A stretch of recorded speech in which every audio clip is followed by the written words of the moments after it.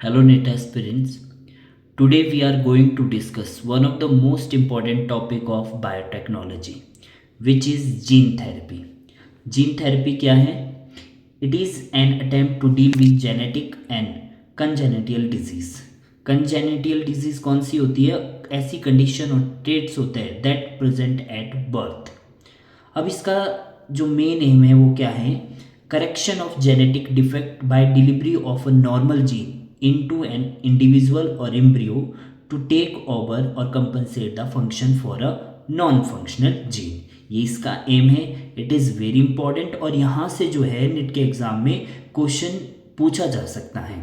अब यहाँ पे जो first disease have a gene therapy that is ADA. ये भी इंपॉर्टेंट है.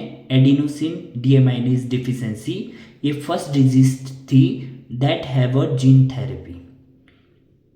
इन दिस जो gene coding for enzyme ADA gets deleted leading to deficiency of ADA and problems in immune system.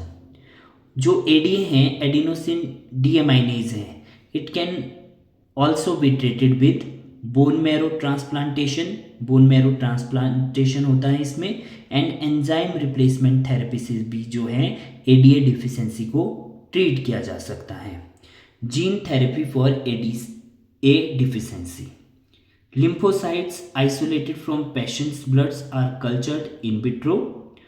Functional ADA-cDNA are then introduced into the culture lymphocytes. अब जब ये सब चीज़ें होगी ADA-cDNA को इंट्रोड्यूस किया जाएगा कल्चरल लिम्फोसाइट्स में. सो लिम्फोसाइट्स उसके बाद return back to the patient body हो जाएंगे. नाउ जो लिम्फोसाइट्स है are not immortal. Therefore repeated infusion of genetically engineered lymphocytes is required. और इससे क्या हो जाता है? परमानेंट क्योर हो जाता है. Introduction of gene isolated from bone marrow cells producing ADA into cells at early embryonic stage.